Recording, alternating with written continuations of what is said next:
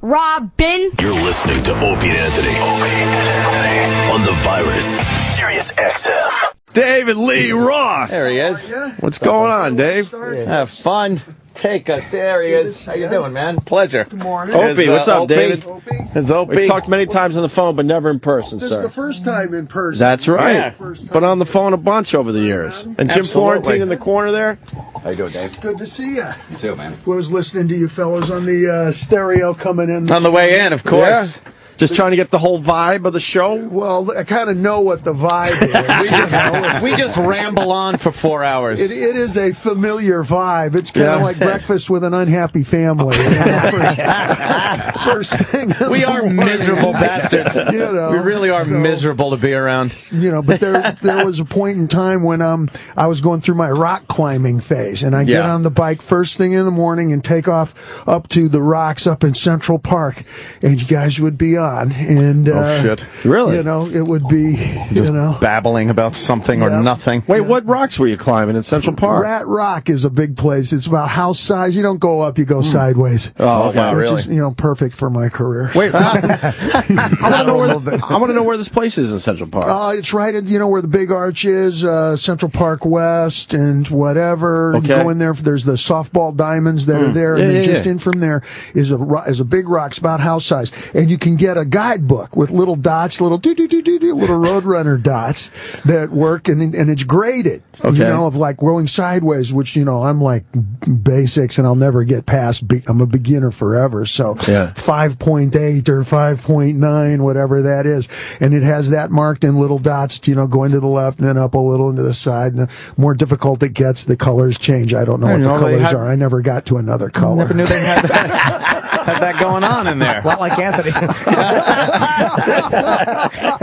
What did I miss? But Dave, you used to climb, like on the Skyscraper album cover. You were climbing. I don't know what mountain that was. I was used to being a Boy Scout who had an ex-gunnery sergeant from Korean War be our scoutmaster. Men, there's no such thing as bad weather, just shitty gear. Right on. And the oldest men was 12. Treating you like soldiers out there, yeah. Oh, yeah. Oh, wow, that's Everybody brutal. aimed north, good enough. Always saw as the back of the head. But I learned the great outdoors, the magic of the great outdoors.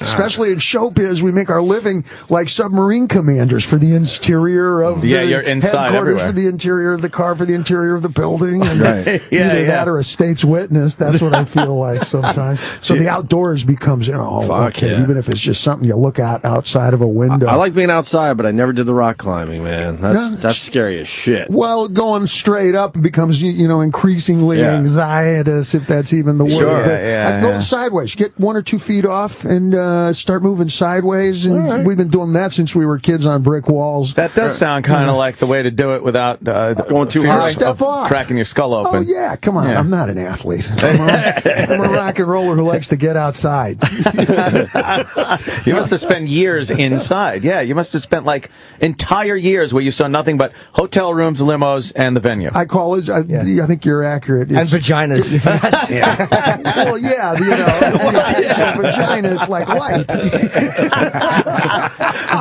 But you see shadings. Right. You see a whole new light on the subject. But you seem like one of those guys, the little I know about you, that you would actually maybe go out and check out the town you're in. I take my bicycles with me, and I still do. Oh, okay. You set up a mountain bike, but instead of like where you're hunched all forward, like like you're like a monkey on a football. Sometimes it looks like when you're all just right forward. It's an uncomfortable position if you're not actually in the mountains, and we're never in the mountains. So you set it up with those beach cruiser handlebars, so you can sit up straight and tall, and look around like a gentleman, and see the world around. You go at half speed, and then just chill out. It's kind of a low rider approach. It's gotta be hilarious though. To be like, I think I just saw David Lee Roth ride by on a bicycle. Oh yeah, and people would be like, you're full of shit. Yeah, you're high. You can trade that, easily. I've taken my bicycles all over the world. Now you can get a bicycle for $200, so you can actually go to Europe and buy one there. But it used to be we pack them up and take them with us virtually everywhere. But Dave used to do that after tours, like he'd do a big Van Halen tour for like 2 years, and then go like live in a hut in Africa for like 3 months with no phone. This is in the '80s. There's no phones. There's no communication. The band's trying to track him down, and they're like, "We don't know where he is." is. He's in some hut. He'll be back in That October. bicycle, I've been living in Tokyo since the end of the last tour here, which was like, the beginning of last summer? I'm sure you don't stand out much there. Same bicycle. Same get around. I get around, you know. You just decided to live in Tokyo. Yeah, let's take a shot at that. We've been looking at it through the back window of the car for so many years touring. Let's actually take a walk around from the inside out, get to know the folks. And do you like it? It's one of the most interesting travel experiences. I've probably been in over 250 cities in the United States alone. Yeah. And on my bicycle in most of them. Come on, this is our 35th anniversary. Holy shit. Is it? Yeah. If there's anything holy about us, it is that. Wow. 35 years. Yeah. What do you like about Tokyo? The food, you can pretty much Stevie Wonder it, you know, and I got to keep to my crocodiet. It's like crocodiles eat just birds and foliage. You know. It's pretty much just chicken and turkey and Is whatever. that it these days, yeah? Yeah, whatever greens come with. But Do you eat sushi? I do. There's a place in Japan, the Subway, that famous guy. Have you eaten at that place? Jiro, there's probably 25 places that serve every bit as good as that. Do you guys like sushi? Love You it. like Japanese food? Love it. It's really simple, and it's not based on how big is the slice is, just how fresh it really is. Like, and that's why the guys are yelling when you come walking in. Everybody goes, "Oh, see what's happening!" It's supposed to make it seem like really immediate. You know? It's like when you hear a siren and you look and you see rollers in the rearview mirror. It's like, no, right now. No, really. If you've ever wondered, it makes perfect sense. it's when they're hammering and doing like this. Yeah. Also, another thing, when you come into a sushi bar, old school style, and there's a couple of them around here, where you'll see old ladders, one on each side of, like, behind the bar where they have the big mirror, and they'll have a couple of old ladders, and they're wrapped with ropes and stuff like this, and it looks like ornamentation. Look for it, you'll see it. You know what those are for? No idea. That's old school. When you get a drunken samurai who's just out of his brain on sake, which is stronger than white wine, and he's swinging around that blade, how do you actually stop him without touching him? They get two little guys with ladders. You pin him with the ladder. Yeah, two guys like Jim. You could actually just pin him to the wall until he gets a little tired, and you run up and put the sword out of it. No idea. I brilliant. did not know that, but now I'm going to look for those ladders. Well, it's kind of That's when you know you're in a good place. I guess. That is old school. Hey, what's the best place to get sushi in New York? That I wouldn't know. I've been out. don't know? I came here to find out from you guys what's going on. What should I be watching on the movie screen, and what's up with the 32-ounce soda pop? That's ridiculous, man. Can you believe that there's a soda ban in New York City? The mayor's gone crazy. I understand the idea of everybody imprinting on little kids what you see walking by. I don't know if limiting, now people will buy extra soda pops. Is that not the thinking? Of course. Yeah. What about 40-ounce beers? Fine. Of course. Fine. You could buy a keg if you want and roll it out of the place. We don't want to ban anything, but you're going to tell us alcohol's not a problem, but the soda is? Yeah, more of Are you kidding an me? issue than soda. Stop. Right. Yeah, in Tokyo, alcohol is a major thing. Really? And when you go to the 7-Eleven, you can buy hard booze and so forth. Really? So, yeah, I almost brought one. It's a bottle of sake that's easily as long as half my leg, and you put it down on the floor, and they have no issues with this sort of a thing. Right? It's got to be 62 ounces of alcohol. Hardcore crash your Toyota. They don't. That's why they take the subway. Right. Public drinking is fine, like walking around drinking. They won't even give you a bag if you go and you buy a beer out of the 7-Eleven. Man. She'll look at you funny if you ask for a bag. Wasn't that a compromise, the bag, though, between the police and people drinking outside? Wasn't that bag a compromise? Like, you can drink outside, we know what you're doing. But it's so stupid because you know exactly what they're doing if they got the bag. Was it ever legal? I know we convinced each other back in high school. That's all you needed to do. Dude, get a bag and you're cool. We just heard you're not cool. We just heard from the elders. Yeah, no, man, We just wrap convinced it. each other of a lot of things. Right. I remember that much. That's a very good question. I don't know. Is that a true thing? Yeah. Like, Because I don't think it ever was. I don't either. I No. have been stopped over by near St. Mark's, allegedly. Allegedly. And not recently, but almost recently, by somebody who said, no, that's not legal, pour it out. Because you'd think, okay, that's one I've of heard those great, what do you call it, urban myths? Yeah, you can't The start pot story. You can't start reciting like law precedent, like, well, of course the paper bag is legal. Here it is in the statutes, and the cops like pour it out. And the whole point was, whatever you do, just don't bring it down and scare my horses or my kids. Yeah. So maybe it's the same thing with 32-ounce pop. Yeah. The mayor's just. I think he's power hungry. I think he knows that he can only do certain things and look like a very powerful guy, and these are them. He can't do any real legislation. It's nothing that's going to really upset a lot of people. Real legislation's too much work. That's a lot of work. Hey, the commute Not easy. stinks. Right. The price of the TSA is going up, and that stuff's hard to handle. But soda, sure. Or take on the alcohol companies? That's crazy. Right. You can't take on the alcohol Of course No, not. alcohol and tobacco, huge. Can in you this take on the country. coffee companies? I don't even think that. He's trying to at Starbucks. Starbucks is saying fuck the people. Starbucks is saying fuck you. They're not going to listen. We're talking about it like China just launched another rocket. Right? Right? Yeah. Oh, no, I understand Starbucks is in the game now. Starbucks is laughing at the ban.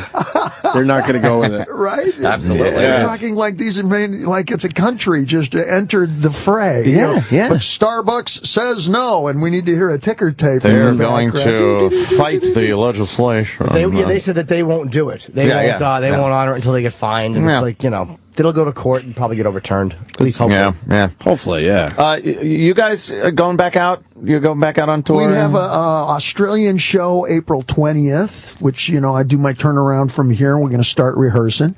And after that, we do our Japanese shows, which we originally put on hold. That's how I wound up there. You just were there. You figured you got there early? I got there a little early for the shows, and then it turns out there's no shows, and I said, hey, the last thing I'm missing is the dog. Let's get to know the place. The last we heard, you were, I don't know, you made a video in the woods saying that the Van Halen thing was going to shut down for a little while. The Van Halen thing has become very public in that Eddie took ill. He was not right the entire tour. And the ups and downs of that constantly, when you're on the road, it's unfamiliar everything, and having to go to the doctor and having to go to anything besides what you're doing to play the shows is taxing, especially since we ain't exactly spring chickens anymore. It's the one word I stutter on.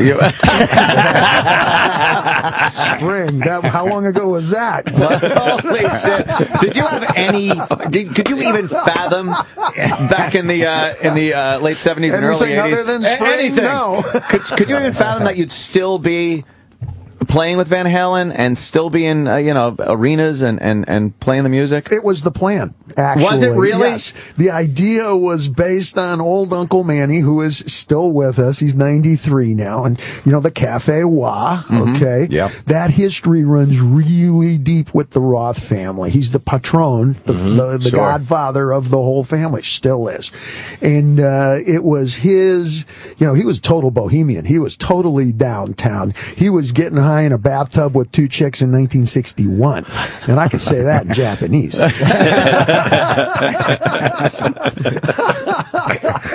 Senku Haku Rokujini. 1961. Wow. But it was always that if you do something in showbiz, you got to do it with discipline. Do it with that, no such thing as bad weather, man. Yeah. Just bad gear. You got to have a note of that in you, as well as, okay, hey, I have a new idea. It's a crazy idea. Oh, I got a crazy new idea. That's the easiest part. Showing up and having to drive that wedge home every time you have a new idea. Knowing where to place it. That's a great new idea. Now here comes the legwork. Here comes the elbow grease and all those, kinds of expressions. How was it going back there for we saw the really small show there, and it's like, it felt like it was a really personal and special thing for you to do. So was it 200 people there that night? Tops. And it felt like you really wanted to go that small place, and you talked about coming down there as a kid, and it was really like a personal thing for you. Well, my pop was was just starting school, not even medical school, just college. I was an accident. Mom has since announced that. Happened a lot in the 50s. And Pop was just starting college, so every summer I would be dropped off down at the right above the Comedy Cellar. Uncle Manny had a loft, which is, the Cafe Wah and the Comedy Cellar were the same thing. In fact, you could spend the night in Comedy Cellar was a thieves market with stalls, and you could spend the night on one of the sofas or the couches in the Cafe Wah for, I think, 25 cents, something like this. And I spent the summer of, let's count, 61, 62, 63, 64, almost 5 years every summer in that loft right up above where it's still there. I don't even know the dame who lives there. And, he was the Duke of McDougal. Right. And my Aunt Judy, who is still with us, she's like, I don't know, she's got to be 88 years old. She's now good genealogy in there. She's a complete hippie, lives in Northern California, grows her own pot, At 88. How is it? How is the pot? Well, she can enough to completely confuse my Uncle Dave, who's a brain surgeon from the East Coast who can't understand that kind of shit at all in his life. So you gotta have both. Right. If you're gonna do what Is she still we smoking did. pot at 88? Oh yeah, everybody laughs, when she says it's time to go to bed, and that's you can, at the family reunions, it bears a lot of comment. When did Cafe Wah start? What year? Oh, late 50s, like 1958 or something like this. So they had like Lenny Bruce and Dylan and all the guys He coming gave through, Bob right? Dylan his first job. Yeah, I know. What was his real name? I don't know. You mean Bob Dylan's real name? Yeah. I don't know. Yeah, Zimmerman. Thank you. Bobby Zimmerman. I know Bob mentioned Manny Dwarman in his biography because Manny had Cafe Finjon at the time or whatever, and he wouldn't put Bob Dylan on. Manny, the other Manny who ran the Comedy Cellar when I was there, and he thought Bob Dylan had no talent and he refused to put him on. Whoops. He actually said no to Bob Dylan. Something about the Beatles after the first Ed Sullivan Right. They stink. One of those classic blunders. It ain't the Dave Clark 5, I'm telling you. Guys, there's no saxophone. These guys will never fly. Yeah. Haircut, schmearcut. Wow. Well, Dave, you saw like Richard Pryor right back in the day at the Cafe Wah as a kid, and Joan Rivers coming through there, and I remember seeing also poetry readings. There was Virgin Islands steel drums, and I said to Manny just this last family reunion, just within the last year, I said, I remember walking in the first time when I was probably 9 years old, and there was some Virgin Islands steel drums, and a guy who did poetry goes, "Oh, that's Eddie Barclay. He still lives over in Brooklyn. Wow. You want to do?" Well, I talk to him all the time. So he still maintains, he maintains all of his connections on the phone. Manny's a coffee drinker, like 4 cups a night, and he doesn't start till 11. Yeah. And and the Duke of McDougal is now the Duke of swimming class at Leisure World. Leisure. Yeah. With that sense of humor and that drive, he was a complete downtown guy for 50 years, 50. And you grew up around all that. How cool was that? And all the rest of my family was doctors and lawyers and Indian chiefs. My pop was a prison doctor for the last 25 years of this thing. Wow.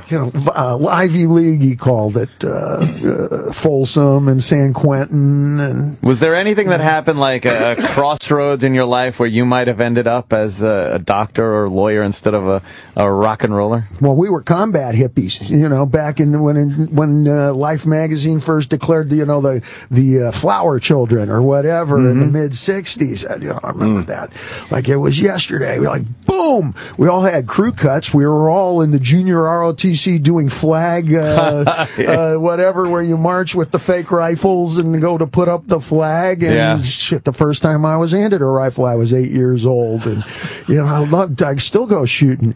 At the same time, when we were done, we'd go sneak some Marlboro cigarettes that we had shoplifted from the Ralph's Market right around the corner and listen to somebody's older brother's Jimi Hendrix record.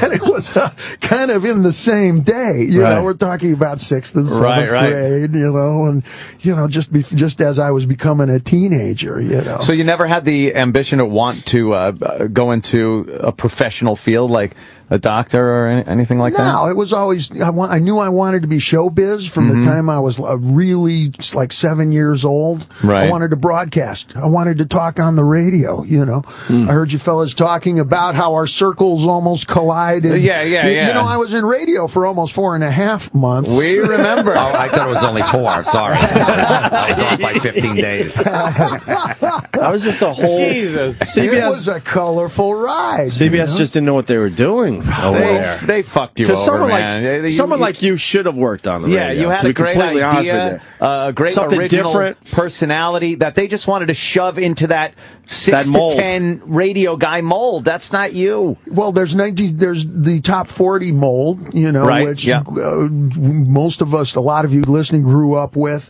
which is that really hyperstatic, you know, it's hopping and popping and popping with the best bet for the boss beat at the top of the pop. Used to practice that on a lot of playgrounds. Yeah, but it meant nothing. There's no substance behind that. And then you would practice FM DJ. Oh, yeah. You know, which was kind of like Boss Jock. Yeah. Here's a brand new one from Janice. Janice. That's it. And that's I know sped her. up into, you know, a little bit more modern, whatever. But if you're coming with anything that's different, anything that's new, then you fellas know better than anybody. Well, look at Yeah, you're going to have to find your own audience, and you're going to have to, it's like chiseling away at a stone from other people's mountains. Yep, they don't want to hear it. And talk about giving you time to build an audience. It doesn't exist. No. Hey, where's the first ratings book? Well, get the fuck out. See you later. Yeah. It's not working. You can't interrupt. Dave's telling a great story. You can't interrupt them. Go, I got to do the weather. Yeah, and we got to do yeah. the traffic when he's on a roll about Exactly. something. Well, they were also like pushing, well, you got to have a traffic chick, you know, one that you kind of have larcenous designs upon, and you need to have a sports block, and you need well, it's, you know, the familiar diet, which in the right hands, okay, you know. Sure, but, you know. That's not really. I got to ask Dave, though. I mean, we heard the stories after you left. Is it true you demanded palm trees? Because that story went around the building for a while. Yes. That you had crazy demands that you needed palm trees in the studio. Well, what happened was I said, after a lifetime of danger and intrigue, international danger and intrigue, why stop? I'm an expert now. I heard not only palm trees, I heard you wanted sand brought in to make an entire beach Let's in go the to studio. where the palm trees are. We'll rent a small but palatial hotel room. Nice. All right. We'll broadcast from there. You That can works. put the line in, you know, we can go on the net, etc. And showing up is not the issue, guys, you know, clearly. So why not do it from Vegas? Why not do it from Hawaii? Gee, well, you'll have to get up at midnight. Woo!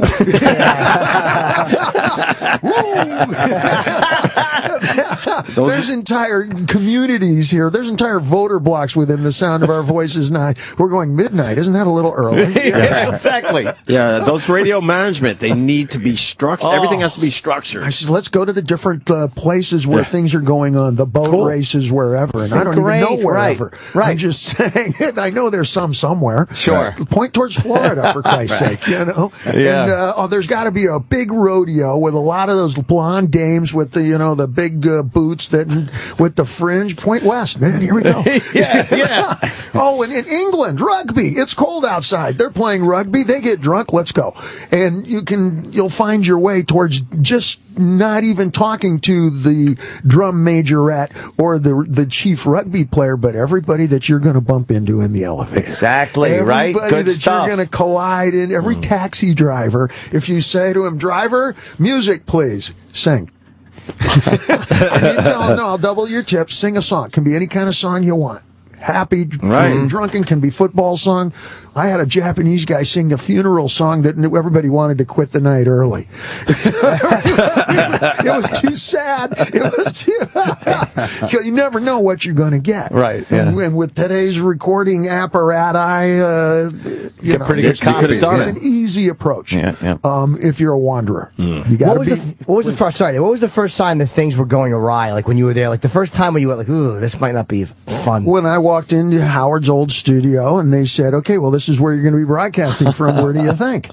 And I said, no, you got to be kidding, right? Aren't we going to be like, on rooftops and, ambient sounds? And no, you're going to be right here.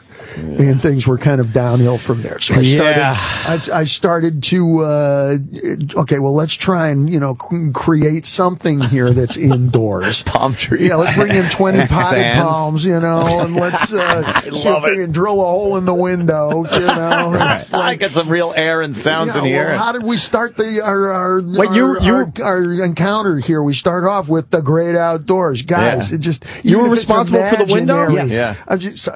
You were responsible for the window? Yes. We loved that window. Yeah, that window was blocked up. Yeah, when Howard had there was the a rumor studio. Howard was scared of snipers, so there was this beautiful window that he had blocked out. And when you got there, you cut the hole back out so we can see outside. It's just a different mindset, know. If we're actually writing and recording, I prefer it to be like this, but a little bit darker, like where we are, so that you're completely focused on one thing. Right. You follow? But if I'm doing anything even remotely like your job, and I've got to stay in full Diamond Dave mode, that requires a sunroof.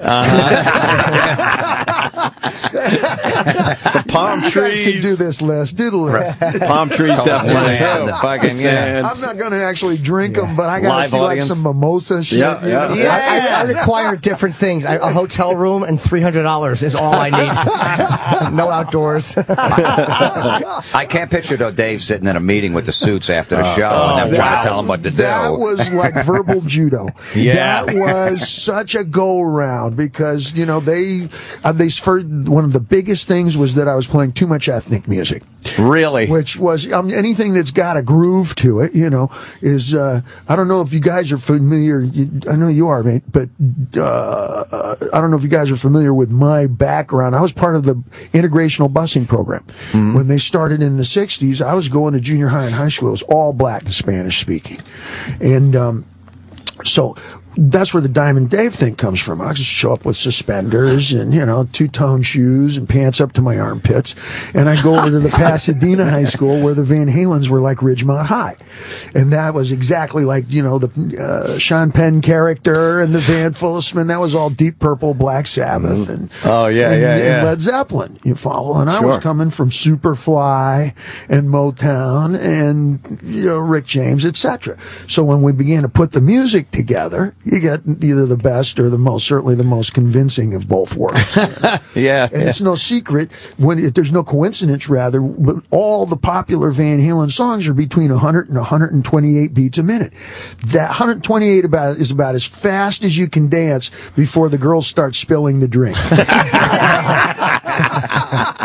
Yeah. Even bottled beer. You try and go over 138 beats a minute, man, you'll start spilling it out, even out of a long neck butt. But if you stay down around 128, from 100 to 128, 100, that's about Al Green, sort of running with the devil is right around there. Yeah. Jump is right about 128. Sure. But there's very limited spillage, and that's not a coincidence. That was my contribution. That's some girl-friendly shit. No shit, man. That's and wild. It's as hard rock as you can possibly absolutely. play. Eddie Van Halen is as solid as American oak. It's not longer lasting. I don't know what is, but that sound combined with you get four tops harmony on every chorus, every turn. We had to play the bars. We had to play 5 45-minute sets a night. I think Van Halen's directly responsible for my first foray into tinnitus, which is great. Just having those big old headphones on my head with Jamie's crying fucking cranked.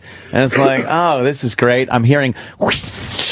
You can thank David. It's like, oh, that'll go away. You can finally thank him. That'll go away tomorrow, though. And then maybe the next day. Did you start taking martial arts because you were the only white guy in a school? Was it like a problem, so you started wanting to defend yourself? I started taking martial arts because I was the only Jewish guy in school. Oh, close. Jewish and white. I stood out. Things sort of evened up a little bit, but I used to have like one of those David Bowie haircuts where it goes straight up like Ziggy Stardust. And with my big nose, at a certain age, if I turned to this side, I looked like 3 o'clock. I threw a mean shadow.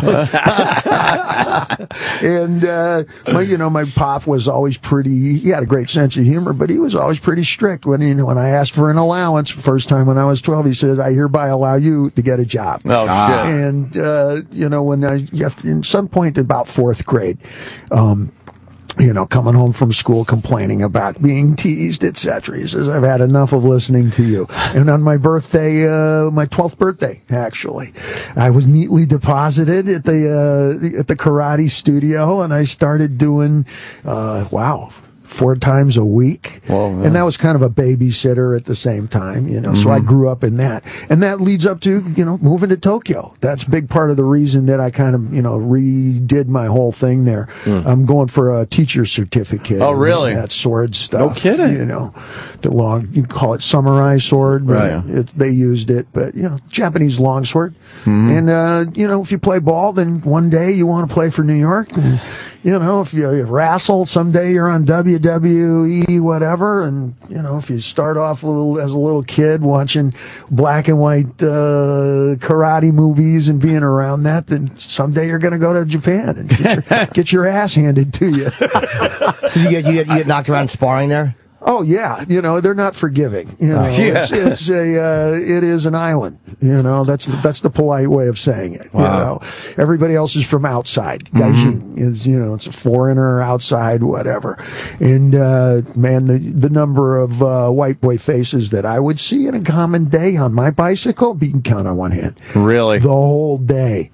And I ride my bicycle everywhere. I go to language school almost every day. So you must be very if people see you, they must know you're David Lee Roth from Van Halen. Oh yeah, I use my smile like a ray gun. There, see? I like all the way across, no sighting, not nothing. You're always. Oh yeah, and I know how to really just slow the room down easy, because as soon as I walk in, people are, you can see the shoulders come up, and I know how to say, right away, Nihongo ga herede sumimasen. I mean, excuse my bad Japanese. and if you're cool looking, Nihongo ga herede kuso sumimasen. Like this, excuse my shitty Japanese. And, right away they laugh. Okay, he just made me in charge. Right. Yeah, he's okay. So is there any paparazzi following you around? There's no TMZ in Tokyo following you around? Much too dignified, much too respectful, sir. They read it, I call it excuse me style, sumimasen style. It's no matter what, you are bowing and you are excusing and thank youing and yes sir and no sir. Right. There's no tipping or anything like that. So that if you're going to a radio appearance, like I did one like this on J-Wave, morning thing, they all wait in line. The paparazzi wait in a nice line. Jeez. Yeah. And then they take turns like the Soul Train dance line. Two people take a picture and they split away. And the next two come up. Very organized, very disciplined. Wow. It's expected. It's predicted. It doesn't have that idling drag strip kind of engine quality that we have here in the States, including at the shows. Right. Here it whines like rah, rah, rah, rah, rah. There's an idle to the noise of the crowd and the band, and you get these nice segues from one thing to another. And in Japan, it's so polite that they cheer like they're watching a ball get spiked again at a volleyball tournament for the 1,000th time. It goes, yay! And you keep getting caught with your pants down if you ain't ready for it. If you don't know that's going to happen. I was going to ask you, did that mess you up at first? Oh, totally. Because you're like, we must be... Right, that roar just keeps going. We must be sucking because they're not roaring. Yes, and at the end of half of Van Halen songs, those are end of the world endings. Right. And everything's flying around like, Wizard of Oz, and and you go applaud just feeling like you survived it. Oh yeah, yeah, you fucking A. That was, and you talk to each other. Oh man, we see that, blah, blah, blah, and you wait for that. You would probably know that as a standing comic or somebody. You know, I've never done that, but you know, kind of the tone. Van Halen audience too. Our audiences consume per capita. I laugh at the term. More beer and alcohol than any other sporting event at any venue. I check routinely. We sell more beer and more mixed drinks than any other event that comes through any given arena. So the cheer is extra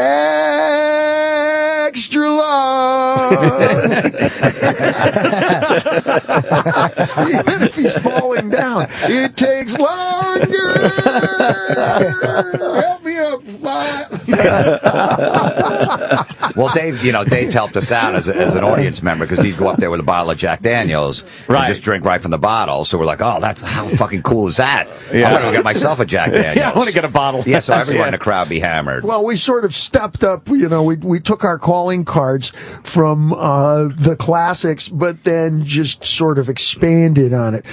Dean Martin would step out with a glass, remember, and a cigarette. We just got rid of the glass. Are you a big drinker over the years? No, you don't come across like that. More like, let's have the toast. It was more fun to splash it around, particularly the champagne move, which has been stolen several times now, I see in the wonderful world of video, is you take the champagne and shake that up and spray it around. But I'd actually seen that in a South American parade on a documentary as well. So at least they took it from another country. Oh, yeah, we're mixing and matching. But, the whole backstage scene, we had heard about what Led Zeppelin and Elvis did, allegedly, etc. So we said, well, come on, let's consciously chase these records. Nice. Yeah. Let's consciously break these records and see if we can stay on the road forever. Were you part of any scandals through the years? What's like the biggest scandal that especially the American press, dropped on you? No, the biggest scandal was when our brown M&Ms, which... Oh, right. The rider, right. Yes, you know Van about Halen the rider. Exactly, that if there's brown M&Ms discovered, then Roth will destroy the room and you forfeit the show at full paycheck, whatever. And the pack of cigarettes on every flat surface. That was another one. But that was only, the M&M's thing wasn't because they were, thought they were the shit and they didn't want to. They said they're not paying attention to contract. If there's, different M&M's in there, obviously they didn't read everything, so something's going to be fucked up when we go in there. Trying to trip them up? Our contract rider that went along, the technical rider rather, was like the Chinese phone book. It was huge and almost indecipherable. To the uninitiated, say that in Chinese. But I actually can. But and to the uninitiated eye, which was almost every eye back in the 80s, now today the huge traveling production, the big giant video screen in variety of shapes, that's by rote. We expect that out of even the most common country act, much less rock epics and dance figures who are out there. And then so we were having all kinds of problems with gear not working, winches not working, going up and down. You got safety issues, and the crew is taking hours to get outside. At the end, we're going into overtime, which means don't get used to that wristwatch or that German car. So. They killed you. Man. They kill you when you went over. They murder you for that. They murder. We all know that. Yeah. That overtime is not something to play with. Yeah. So I said, for one thing, one thing we can do to test the promoter is in the very middle of it, we'll just put this little ridiculous thing that if there's any brown M&Ms, that Roth's going to trash the room, etc., and you'll have to pay the full playing price, which is how many thousands of dollars, and just leave it right in the middle. And it would be preceded by something like there will be 12 amperage voltage sockets spaced at not less than 20 meters apiece. There will be 13 generators at IPS UT5A7s, and there will be no brown M&Ms or you will get your ass kicked. So if you weren't studying that shit with bifocals, man, Right. oh, you got your ass handed to you. What a 'Cause I would great come fucking back- way to get them to read the goddamn writing. And if they asked you, what the fuck is this? You'd be like, that guy read the contract. Yeah. Yeah. That guy the read way the contract. you would know is you would walk in, and there would invariably be two big women, like from the cafeteria in junior high school, with the big bosoms that go all the way down to the tray, with plastic gloves separating brown M&Ms from dumped out the bags into a bowl, and we're now separating them. You know, kind of what do you call it when everybody's working on one belt? assembly line? An assembly line Yeah. fashion. You know, taking them out and putting, and then those would be taken out and given to somebody, probably the truck drivers or whatever. Here's the best scandal. Now that I've done the setup, now you know the recipe. Let's cook. University of New Mexico has just installed what was then a brand new idea where you melt down all the old basketballs and you make flooring out of it. Rubberized flooring for basketball. Have you ever seen it? Have you ever stood on it? I don't think so. Instead of wood, it's rubberized, Right. and all it is melted. It even feels like basketballs, you know, like this. It's melted down, and they used rubberized flooring. They put up the stage, and then said that, said, yes, we've read the contract, writer, etc. There's no problems, and yes, it can sit on our new flooring. Well, I came backstage, and I saw some brown M&Ms. Okay. And so I trashed the dressing room really well. The most you can really trash, even if given that you have no time limit, could be, I don't know, maybe $3,000-$4,000, and that includes lighting fixtures. And you got to save those for last because you're not really. You don't want to be in the having dark. room Can't see. anyway. Yeah. Trash a place in the dark. But Take those out on the way out. Would you like when you saw the brown M&Ms though, because you got a chance to do that? Totally. And you really trash the, and you really would trash the dressing Have room? you ever tried to do the remove the tablecloth from underneath the You've entire been able to buffet drink? try that. I've tried it dozens of times. Most people only dream of that, man. Right? How many weddings have you been to? Oh, You yeah, wanna yeah. put your Always drink wanna down do and go, that. oh, I just got to try Yeah. this once, but I never will. You know, and how many times do I see a brown M&M and go, time for some magic. Try and it starts off with that. Right. Or, you know, you see a brown M&M and this gives rise to pranking, which means one of you come in and you sit down and everybody's having a drink and the lights are low, and unbeknownst to one of you, I would safety pin the tablecloth to your shirt. That's a good one. Oh shit! So that would occur, all right? Yes, and I, you know, I trashed the dressing room and whatever. We had a show to do, so you know, the most that I would do there, no time limit. I'll say $4,000 worth of damage. That includes fire extinguishers.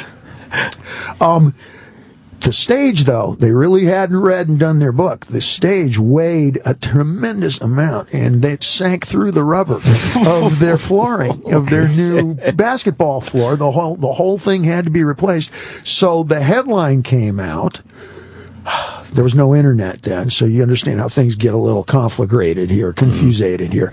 It came out that Dave Roth discovers brown M&M, trashes dressing room, and does $400,000 worth of damage. $400,000. Okay. Meanwhile, Why am I getting in the way of a great rumor? yeah. That sounds like you were You out do of my control. Toreador trick. Step right this way. Is it true, Mr. Roth? I ain't saying nothing. That's all I'm saying. Wow. Yeah, why squash that? That's a great rumor. Fuck yeah. They blamed the stage on me, you know, so all I had to do was sit here and say, I ain't never was here and I never was going to be here. Yeah. No jury's convincing me different. How's the relationship with everybody in the band? Because there's always been those weird rumors, too. No one knows anything for sure, but it always seems like there could be some conflict. Is there always conflict. Because it's obviously different personalities kind I am of not living gonna together. sugarcoat it. Yeah. In our band, there is constant back and forth, and at the same time, I think everybody's more than old enough now to really to respect what we've been allowed to do. If we've made a contribution, that's for you to decide. But we've been allowed to do this job for how many summers in a row? Yow. It's like we never got kicked out of summer camp. Usually you get too old like Menudo. We just kept coming back. Are there things you guys do to avoid the conflict? Do you kind of maybe only see each other when it's time to play? I mean, for Edward and I, there is a lot of whatever that chemical is in guys. That alphas. We never lost it. We both are competitive with ourselves personally to an obsessive, obsessive compulsive nature. I mean, with or without an Eddie Van Halen in my life, a lot of my time is spent with my head in my hands going, come on, Dave, come on, like this, and still to this day, and he as much or more so. Then together with each other, there is that mutual support of, wow, am I glad I met you? Wow, we've done some great stuff together. And that also combines with, I think you're in my space. Oh, shit.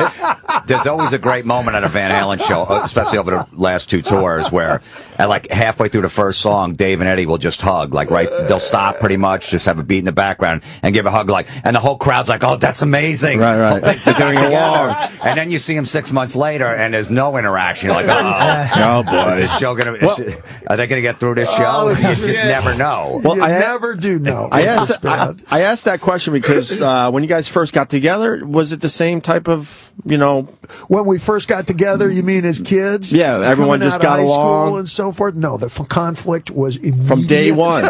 Oh, really? And sustained from day one. For 35 years off and on. Oh, wow. not a note out of this symphony's changed. Not a bit. That's an accurate question. I just always thought it kind of evolved over time that you guys started having that conflict. It's like when I say, man, I hurt today. People say, getting older. I say, I wish. That would mean there was a time in my life when I didn't hurt.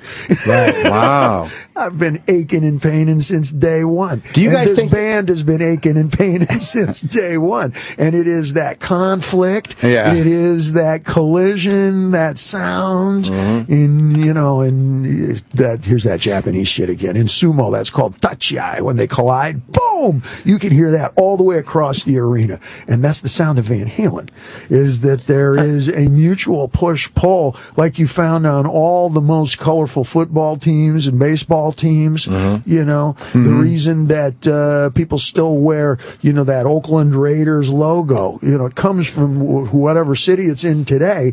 It hails back to Oakland, California of the late 70s, when they were the wildest bad boys and also the winningest and the most picturesque and blah, blah. Have you guys ever thought of therapy? I think all you learn in therapy is how to lie to each other a little better, a little more smoothly. Are you afraid that without that conflict, you guys won't be as creative? Like almost like this formula has worked. What are we without it? Like, is there? Because sometimes I'm afraid to be happy because I won't be as funny. Does it like that in the dynamic of a band? That's an interesting question. Let me answer it this way: Well, I've never really thought about it. I sometimes know that when people do go to therapy and they lose their rage, it turns out that the rage is way more interesting than they are. So that would be an actual question. Variously, we've all gone through our really sober periods and our really colorful periods. And, you know what? It changes according to where each one of us is in our life. Eddie and I got along really well for a period of time while Alex and I were at struggle with each other. Now, when I'm in Japan, I call it coffee with Al. Every morning I wake up at 3 in the morning because I have permanent jet lag. And I get on the headset, and I sit on the balcony and, watch the sunset, and I call Al Van Halen. And we plot and plan the daily, because it's ongoing, whether it's website or what's coming up tour-wise, or not more than 2-3 days goes by. I don't speak with him. I probably won't speak with Edward for probably 6-8 months at a time. Wow. Yeah, and when we do get together, Well, I've had girlfriends like this. It was new, it was fresh, it was exciting, and it lasted a lot longer than otherwise would have. Wow. That's some good honesty right there. Wow. It's because we are at contest with the world individually, and then we are at contest with each other. Sure. And it is that push and pull of I can do that, it's right. I think I can do better than that, or I think that I have a better idea. Usually somebody's endocrine system slows down first. And how is Eddie's son working out? He's doing great. Yeah. Doing great. Seems We had a great year touring when we were on the road. Do you get along with him, though, or is he kind of taking his dad's side? No, there's not even really a side anymore. In terms of like picking the songs, Van Halen's kind of like a great pizza place. Whatever's on top's all good. He's really good bass player too. Is he really Does good? the good backup vocals, He's earned his spot, you He think? definitely has, yeah. Yeah, he's... Well, also, with the three guys looking the same, I feel like Sammy Davis, Lee Roth now.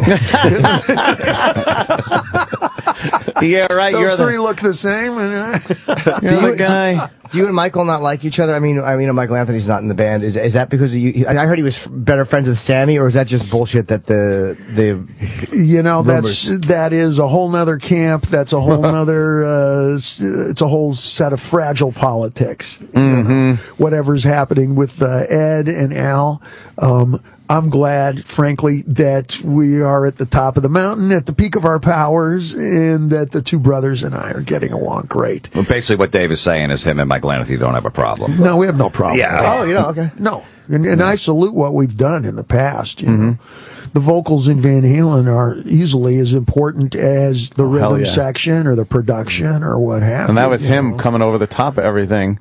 With that high harmony, Eddie, It was, really Do you great, think the idea, and with Sabbath now, because they don't have Bill Ward, do you think the idea of the original band, the original lineup, is more of a fan obsession than it is with the guys? Like, we're just guys who know each other, but for the fans, it's more important than it is just for the actual musicians. Let's approach the question perhaps from another angle.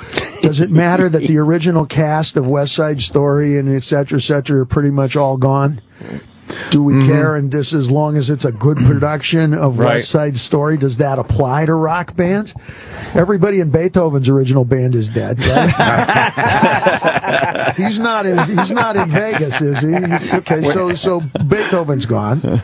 We talk about this. We still go. We still wear the T-shirt when we're in college. What is it? Leonard Skinner's down to one original member, I think, at this point. Well, I'm raising the question. Yeah. I don't know if I'm arguing. We've talked about this on the air a lot. A lot of the bands we grew up with are going to just move on with completely new members. Supposedly Foreigner has no original members in the band now. None. But they own the name they and they're Foreigner. That's so weird. That's an interesting. Maybe it's different for voices than it is instrumental. Is that conceivable? Look at Journey. They revitalized their career with the Filipino kid. Yeah. And they're making a damn good living with it. So Sabbath did well with Dio. And then after Dio, and then Ozzy came back. But they did very well with it. So it's like people do adjust to it. But what I'm always wondered about, because I love the original Sabbath lineup. Right, sure. And I wonder, is that just me as a fan, like wanting to recapture something instead of just enjoying what they are now? Well, maybe you're thinking about it like a football team.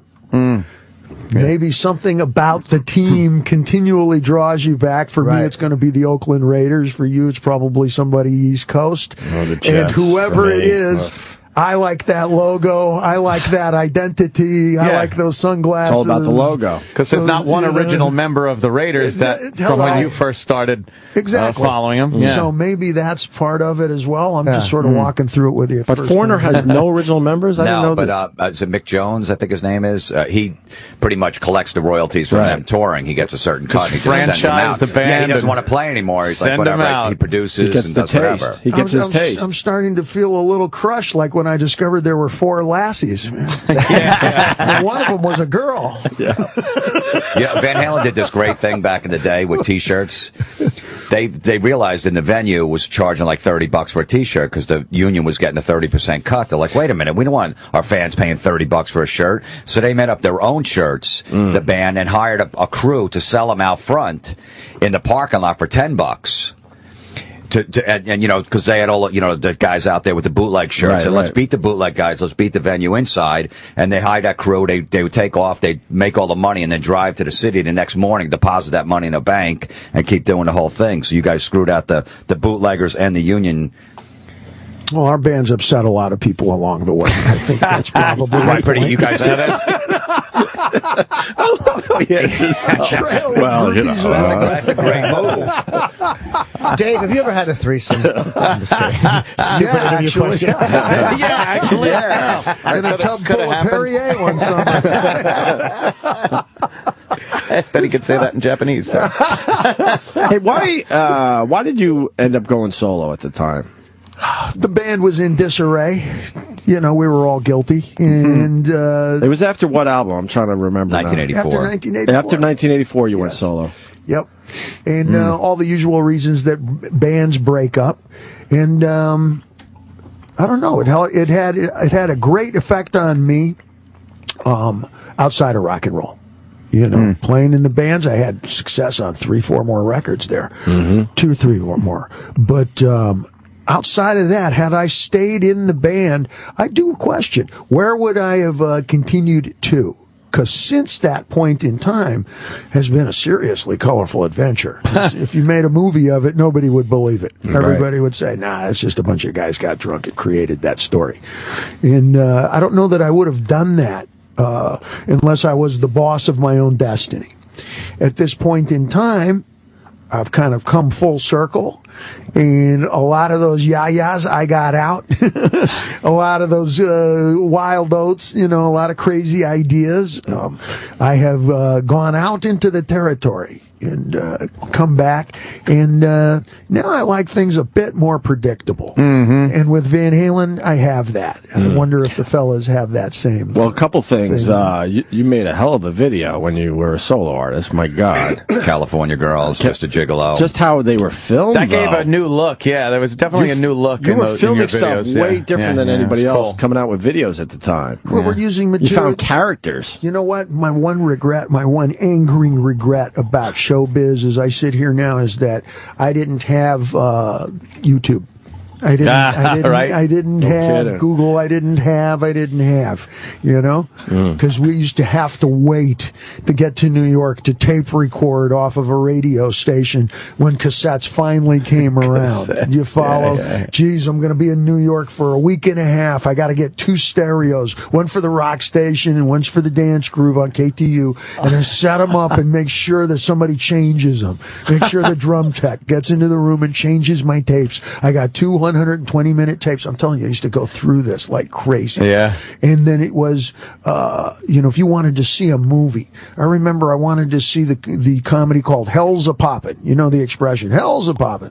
Okay. It was an old black and white vaudeville, just, you know, comedic, Sunshine Boys or the comics or whatever.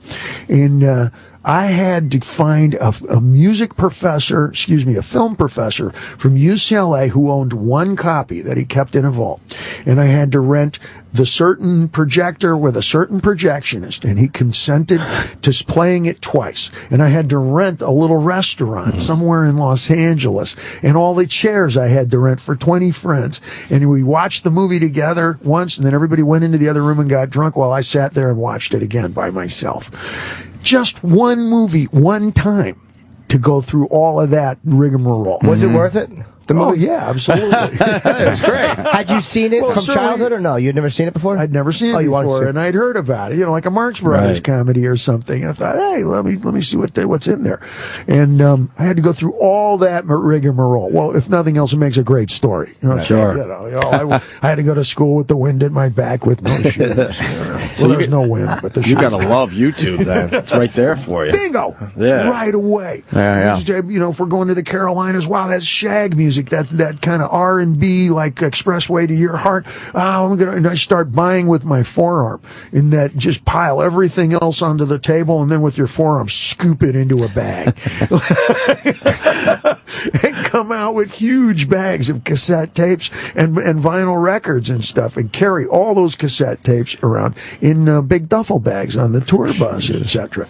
Now you don't have to do that, and it's like, oh my God, I can hardly imagine where we would would be if I'd had access to all of that kind of stuff. Yeah. And you're queuing in on video work. I was just going off of stuff I remembered from watching as a kid, going, what if we just move the camera really slow and keep it low, like they all did in all those so-and-so movies? Or what if we just turn it from color to black and white? I was just going off of memory. Sure. My memory's good, but it's short. God, you bring back memories. I remember when you ran into a cool rock station or something, and you knew they were playing, when radio, where every station was playing different shit, now they all play the same stuff, but you came across one of those radio stations, and you would just line up your cassettes and just record all day, knowing you're going to find some cool little nuggets in there. Yep. Forgot all about that. Yep. And we used to wait from city to city because you knew that there were cities like down around Brownsville, Texas, which is as far south as you can go before you go over the border. That's ZZ Top Turf. And they only played that kind of really gritty kind of something. I don't know what you would call that, but, it's one lead bass and drums, but white boy stuff, and you would get Thunder Funk or whatever they called that up around the Houston area. It had brass in it. It was like ZZ Top with brass and stuff. And there were certain radio stations you knew that you were going to get that, that you would run into that stuff. And the only way to get it was to just record to fucking hit record. You to actually pull up and be in the hotel room and hold the window open with the tour book and put your stereo in the window and try and aim it just like, to get the reception, and then hit record, and try not to walk too close to the antenna. And you make you remember some stuff.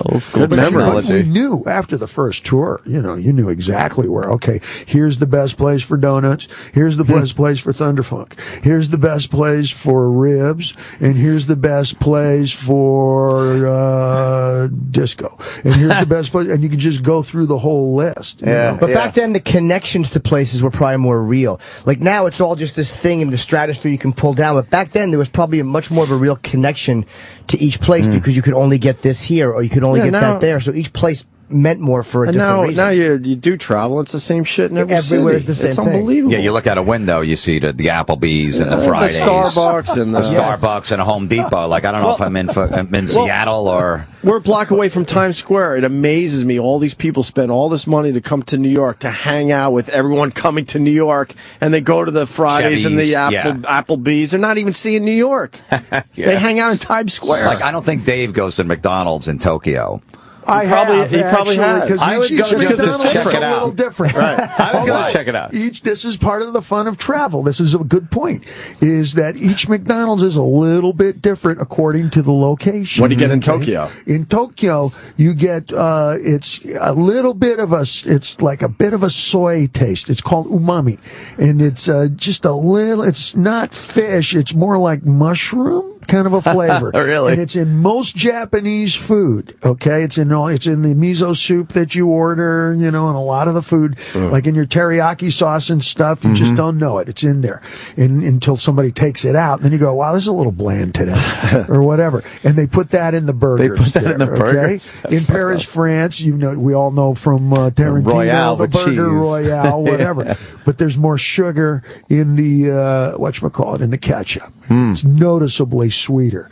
And if you go down south into the Alabamas in this area like this, then the Coca-Cola has twice as much sugar easily.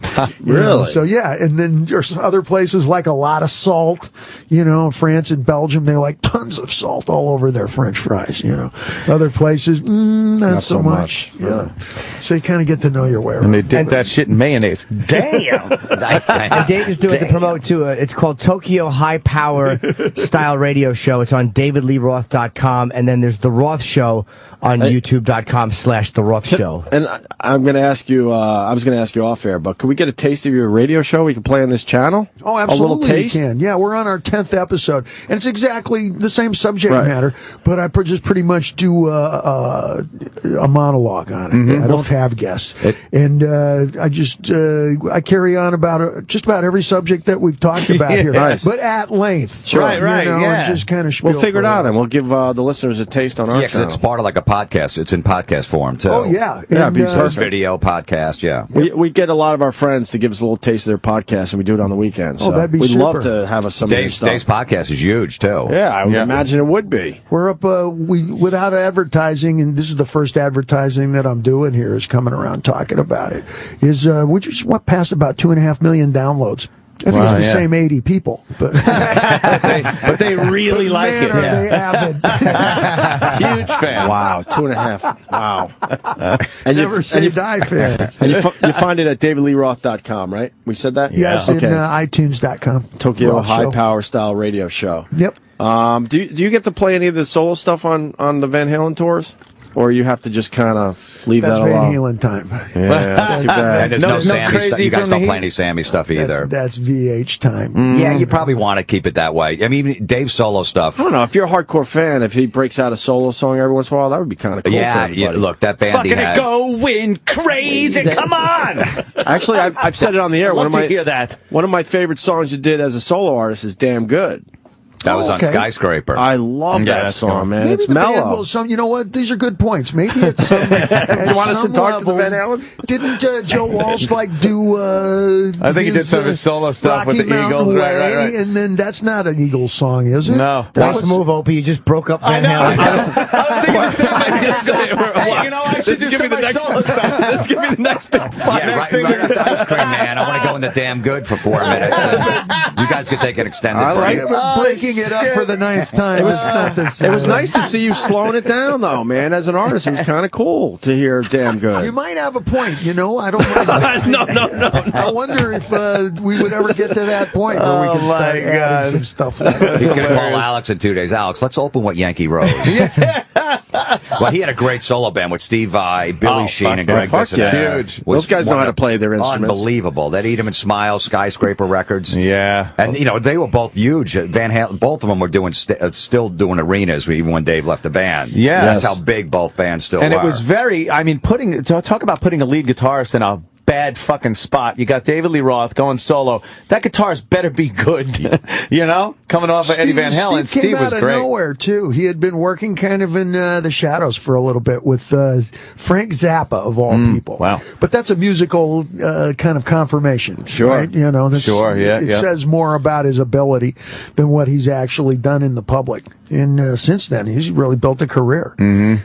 Did you feel competitive when you were solo and Van Halen was doing their thing with Sammy? Would you guys, or at least from your point of view, kind of watch where they were and check it out? Would you block it out, or would you like if you were having like a down month or down 6 months, be like bothered that they were doing well and vice versa? Now, the one thing I've learned, and that's another good point, the one thing I've learned from Richard Nixon was never pay attention to your press, never pay attention to your reviews. It's never, hard, though. Never Let's be look honest. at pictures of yourself and try not to, follow on to the competition so much. Right. And I've been pretty successful with that, frankly, much to my demise and my mise, as the case may be. Sometimes I should have been paying more attention or whatever. But like when I started doing the radio, it never occurred to me that there would be folks competing with me. Right. How do we never really compete in rock and roll. Okay, it'd be nice if I outsold somebody, maybe for example, but how do you really compete in terms of music? How do you say, one record's better than another record? How do you can say somebody's faster or slower, but you can't really compete. And in rock and roll, we never really competed with other bands. Yeah, we want to be the one you remember at the end of the night, but, it wasn't like sports. And it didn't occur to me that when I started doing radio, that people were going to be competing They're with keeping score on that other competition. Teams, They're and keeping other score. jocks and other folks were going to be playing games with me and calling in and doing prank calls and stuff like that. Yeah, guys from the air, from the same station, kind of thing. It never occurred to me, and I was frankly taken by surprise a little bit when the competition element between Van Halen and myself solo really, sprang up. Sure. And I think that was a lot of our aftermarket friends getting involved, that the band and I knew that ultimately at some point we're going to be back together again. You're going to have to give us a star and some cement in front of some Vegas hotel someday. Someday. Yeah. Someday.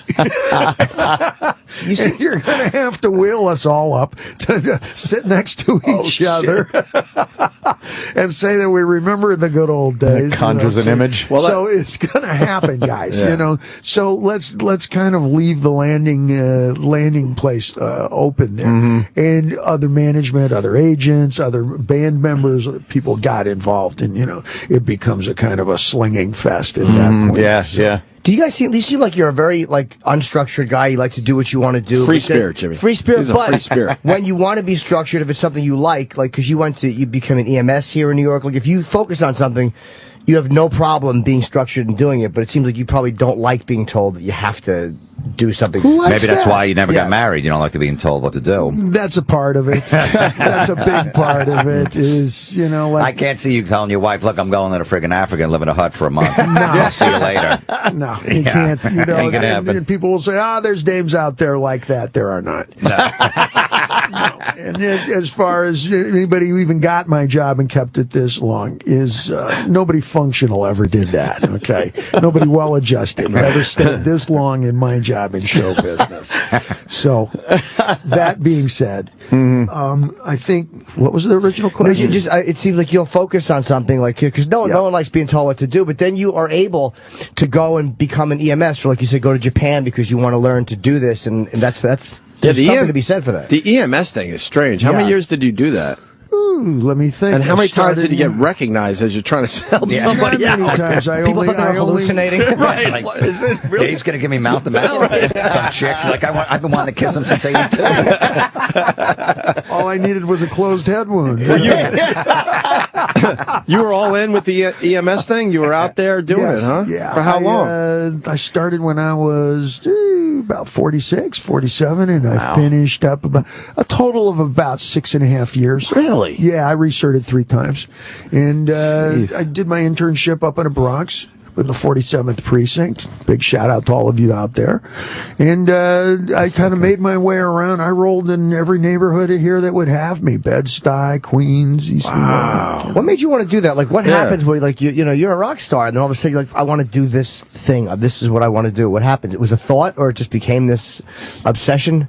Yeah, the obsession is with other people. Why would you want to be a singer or a broadcaster? It's because you have an obsession with other people, interacting with other people. Whether you're getting along with or antagonizing, it's just there's other folks involved, as opposed. But it's drastically different, the two professions. That's what blows our minds, I think. Right. Well, my first job, I can help trace it a little bit. I don't know if I can psychoanalyze myself. Sorry. I can try. Do you have some strong drink? Good luck.